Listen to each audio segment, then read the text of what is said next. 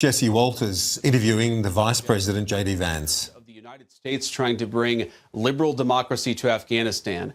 Iraq was a little bit shorter, but we were still in that country for nearly a decade with no clear mission, no clear definition. What's so different about this, Jesse, is that the president has clearly defined what he wants to accomplish.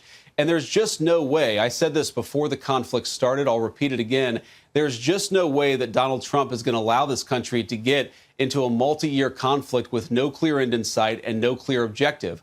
What is different about President Trump, and it's frankly different about both Republicans and Democrats of the past, is that he's not going to let his country go to war unless there's a clearly defined objective. He's defined that objective as Iran cannot have a nuclear weapon and has to commit long-term to never trying to rebuild their nuclear capability. It's pretty clear. It's pretty simple. And I think that means that we're not going to get into the problems that we've had with Iraq and Afghanistan. Do you and the president care who runs the country now? Or you just kind of sit back and kind of shape it from the sea and the air?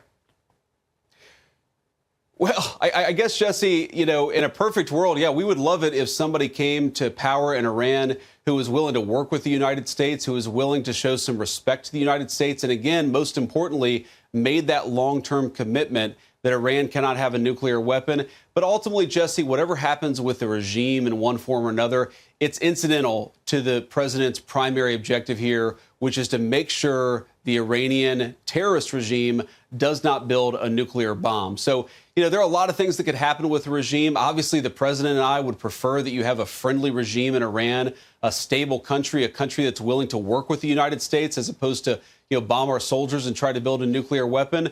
But fundamentally, so long as we achieve the president's objective to make it clear that Iran can't build the bomb, I think the president will be happy with the outcome. And you saw evidence that they were still trying to enrich? Not just that they're trying to enrich, Jesse, and this is one of the almost comical elements of the diplomacy that we've been engaged in for the past month, the past year, I should say. You know, Steve Witkoff, Marco Rubio, Jared Kushner, they did such a good job, such a deliberate job. But the Iranians would come back to us, Jesse, and they'd say, well, you know, having enrichment for civilian purposes, for energy purposes, is a matter of national pride.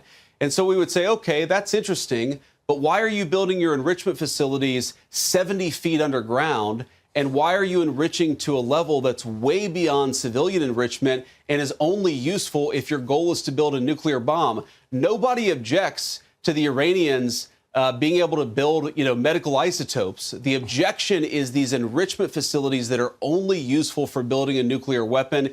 Even some international organizations that usually don't agree with the United States were very clear that Iran's only purpose in building these underground, highly enriched facilities was to build a nuclear weapon.